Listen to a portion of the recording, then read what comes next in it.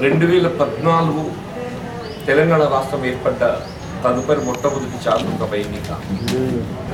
KG to PG వరకు ఆంగ్ల మాధ్యమంలో ఉచిత నిర్బంధ విద్యా బోధన అనే నినాదంతో ఏదైతుందో టీఆర్ఎస్ పార్టీ మొదటి పర్యాయం అధికారానికి రావటం, వాళ్ళ రెండో పర్యాయం కూడా మళ్ళీ అధికారానికి వచ్చినప్పటికీ 8 సంవత్సరాల కాలంలో అసలు రాష్ట్రంలో విద్యా విధానాన్ని పూర్తిగా నిర్లక్ష్యం చేయడంతో వాస్తవంగా నిరుపేద వర్గాల పిల్లలు వాళ్ళ ప్రభుత్వ పాఠశాలల్లో ఆశించిన మేరకు బోధన సదుపాయాలు పొందలేక, ప్రైవేట్ పాఠశాలల్లో బోధన సదుపాయం పొందడంలో ఎదురవుతున్న ఆర్థిక ఇబ్బందులతోని ఇబ్బంది పడటం. సరే, సంభవం వాళ్ళ మొట్టమొదటి పర్యాయం ముఖ్యమంత్రి గారు ఏదైతుందో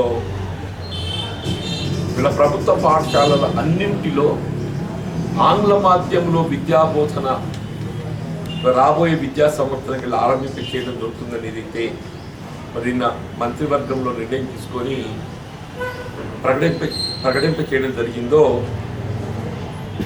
సంతోషం ఇప్పటికే.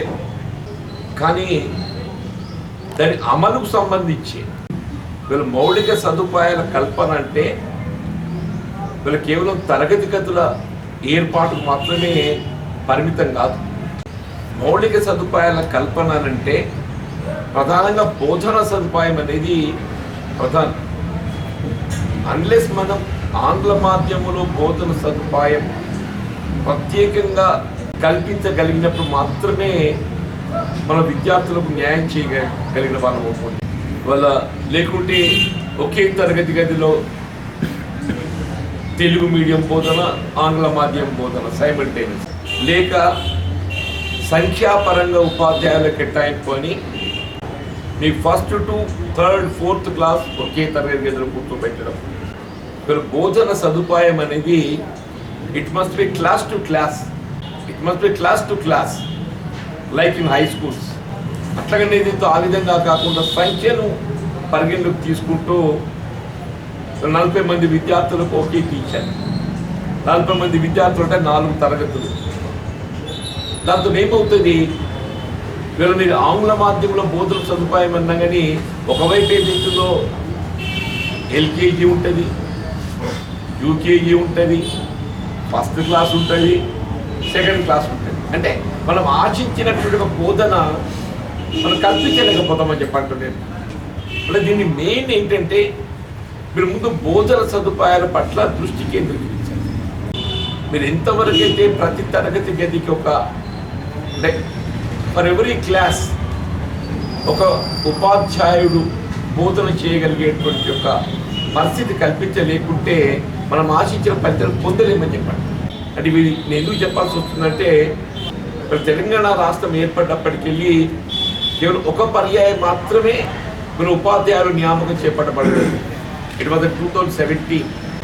2017 తదుపరి ఇప్పుడు దాదాపు 4 సంవత్సరాలు గడిచిపోయింది, 5వ సంవత్సరం గడుస్తున్నది. ఇంతవరకు ఏదైతుందో ఉపాధ్యాయుల నియామకం వీళ్ళు కనీసం 20,000 టీచర్ పోస్టులు ఖాళీలు ఉన్నాయి. 20,000 టీచర్ పోస్టులు అధికారికంగా నేను ఇప్పుడున్న సంఖ్యకు అనుగుణంగా, ఇప్పుడున్నటువంటి సంఖ్యకు అనుగుణంగా ఒకవేళ అదే గట్ట రేపు ఆంగ్ల మాధ్యమంలో బోధన అమలు చేయబడ్డట్టయితే అది రెట్టింపు అయిపోతుంది. ఎందుకంటున్నానంటే ఇప్పుడున్నటువంటి విధానం ఏ విధంగా ఉన్నది, సంఖ్యాపరంగా మీరు ఉపాధ్యాయుల నియామకాన్ని చేపడతారు. మీరు ఎప్పుడైతే ఆంగ్ల మాధ్యమానికి కన్వర్ట్ కావాలని చూస్తారో సంఖ్యాపరంగా కాకుండా తరగతి గదికి అనుగుణంగా ఏదైతుందో ఉపాధ్యాయులను మనం కల్పించాల్సిన బాధ్యత ఉంది. అంటే ఇవాళ ఖాళీ ఉన్న 20,000కు అదనంగా ఇంకొక 20,000 మీరు సమకూర్చాలి. అంటే ఏం చెప్తున్నారంటే మీరు జూన్లో రేపు క్లాసెస్ ఆరంభం అవుతాయి. మీకు 2022 జూన్కి ఏదైతుందో మన అకాడమిక్ ఇయర్ ఆరంభం అవుతుంది.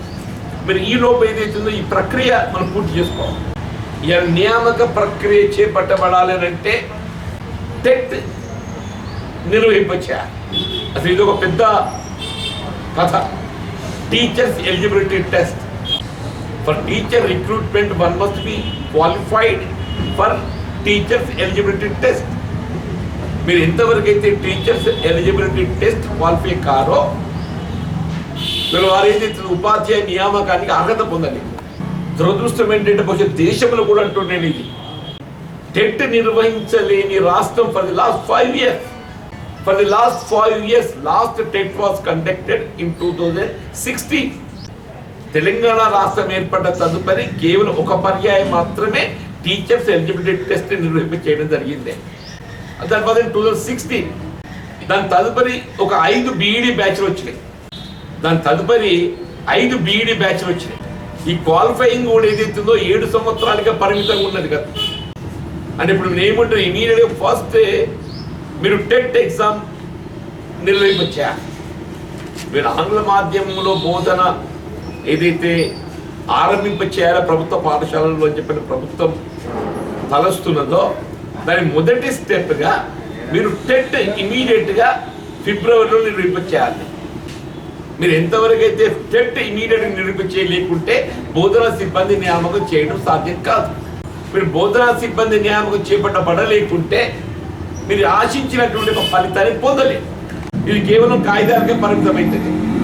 అంటే మీరు ఫిబ్రవరిలో టెట్ కండక్ట్ చేస్తే మీరు ఇమీడియట్గా విత్ ఇన్ ఫోర్త్ నైట్ 2 వారాల్లో గట్ట మీరు టెట్ దాని ఫలితం ఇవ్వగలిగితే in March you can go for teachers recruitment again test.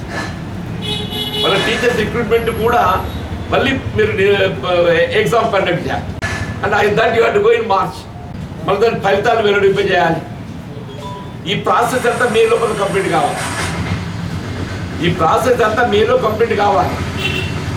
మేలో కంప్లీట్ అయి ఖాళీలను గుర్తించి మనం ఈ టీచర్స్ ఏదైతుందో తగు విధంగా పాఠశాలకు కేటాయింపు చేస్తేనే మీకు జూన్ నుండి ఏదైతుందో తరగతులు ఆరంభం.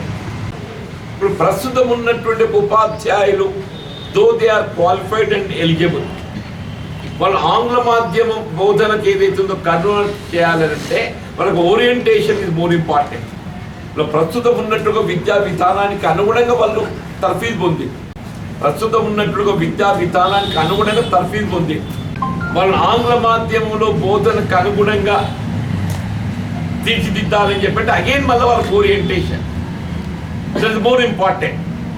అన్లెస్ వీళ్ళని ఏదైతుందో ఆంగ్ల మాధ్యమంలో బోధనకు అనుగుణంగా గట్ట మనం తర్ఫీదు చేయలేకుంటే మనం ఆశించిన ఫలితాలు పొందలేదు. అంటే ఇది కేవలం ఏదైతుందో ఇవాళ 2వ పర్యాయం అధికారాన్ని 3 సంవత్సరాలు గడుస్తుండే ప్రజల్లో అసంతృప్తి, అంటే గ్రామీణ ప్రాంతంలో కానీ పట్టణ ప్రాంతంలో కానీ ముఖ్యంగా నిరుపేద వర్గాల్లో ఈ వర్గం ఆ వర్గం కాకుండా అన్ని వర్గాలలో అసంతృప్తి అనేది పేరుకపోయింది. దాని నుండి దృష్టి మళ్లించడానికి ఏదో ఒక కార్యక్రమం చేపడుతున్నట్టు మీరు ఏదో ప్రకటిస్తే అది విద్యార్థుల జీవితాలతో చెలగట్టాలనేట్టు అవుతుంది. చెప్పండి. వాళ్ళు ఏదైతుందో ఈ ఆలోచన విధానం కార్యరూపం దాల్చడం ప్రధానం. అది కార్యరూపం దాల్చాలంటే ముందు ఏదైతుందో టెట్ ఎగ్జామ్, ఉపాధ్యాయ ఏదైతే ఖాళీ పోస్టుల భర్తీ అదనంగా ఇప్పుడు 20,000 ఖాళీ నుండి ఇంకొక 20,000 అదనంగా భర్తీ చేయాల్సిన ఆలోచన. ఇలా ప్రస్తుత విద్యా సంవత్సరం ఏదైతుందో బలోపేతమయ్యే విధంగా విద్యా వాలంటీర్ల వ్యవస్థను ఏదైతుందో ఈ సంవత్సరానికి కొనసాగింది. అది ఆన్లైన్ క్లాస్ కానీ ఆఫ్లైన్ క్లాస్ కానీ మధ్యాహ్న భోజన కార్మికుల యొక్క సమస్యల పరిష్కరింపజేసి ఇలాంటి సమస్య వాంది కాదు. మన నిరుపేద వర్గాల పిల్లలు గరీబులకి ఇంత పట్టెడు అన్నం పెట్టే కార్యక్రమం చెప్పంటుండే ఆ సమస్య పరిష్కరింపజేసి అది పెట్టుకుంటుంది. కొత్త ఏదైతుందో నీకు ఇది కార్యరూపం దాల్పుతో చెప్పండి. ఫీజుల నియంత్రణకు సంబంధించి ఆ తిరుపతిరావు కమిటీ రిపోర్ట్ ఇచ్చింది. ఆ తిరుపతిరావు కమిటీ రిపోర్ట్ ఏమిచ్చింది దాన్ని బహిర్గతం చేసి దాని కార్యరూపం ఇవ్వని చెప్పడం ముందైతను. ఇక ప్రైవేట్ ఇవాళ ఏదైతే ప్రైవేట్ విద్యాలయాలలో నువ్వు ఫీజులు నియంత్రణ చేస్తా చెప్పంటున్నావు, let it be extended to private universities also. Let it be extended to private universities also అని చెప్పి అంటున్నా. ఇదే మీ మల్లారెడ్డి మంత్రికి ప్రైవేట్ యూనివర్సిటీ, మన గెలిచిన ఎమ్మెల్సీ రాజేశ్వర్ రెడ్డికి యూనివర్సిటీ, వరంగల్ ఇంకెవడో రెడ్డి వాన్పూర్ యూనివర్సిటీ. ఏ నియంత్రణ లేదే అని చెప్పి అంటున్నాను. నేను 5 యూనివర్సిటీలు, పైసలు పెట్టు, సీటు కొట్టు, డిగ్రీ పట్టు, कोई भी बंदे सर गरीबों को मौका नहीं है, वहां पे काबिलियत को मौका नहीं है. हमें तो काबिलियत तो मौका रहना चाहिए, काबिलियत तो मौका नहीं है सर. ये क्या हुकूमत है सब? इसकी वजह तेलंगाना వీళ్ళ ఉపాధ్యాయ వర్గాన్ని ఆందోళన గురి చేస్తున్నటువంటి ఒక 317 జీవో ఏదైతుందో తక్షణమే రద్దు చేయండి, నిలిపివేయండి. స్పౌస్ కేసెస్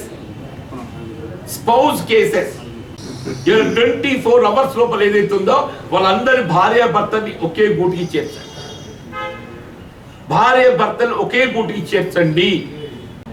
ఇలా భవిష్యత్తులో నియామకాలు, రీఆర్గనైజేషన్ పోస్టింగ్స్ అన్ని కూడా ఆర్టికల్ 371D అనుగుణంగా మాత్రమే అమలు చేయబడే విధంగా, ఆర్టికల్ 371D భిన్నంగా చేయబడ్డటువంటి పోస్టింగ్స్ ఉంటే వాటిని సరిచేయాలి. ఉపాధ్యాయులు నెలకొన్న ఆందోళన ఏదైతుందో ఇవాళ దాన్ని తొలగింప చేయాలి.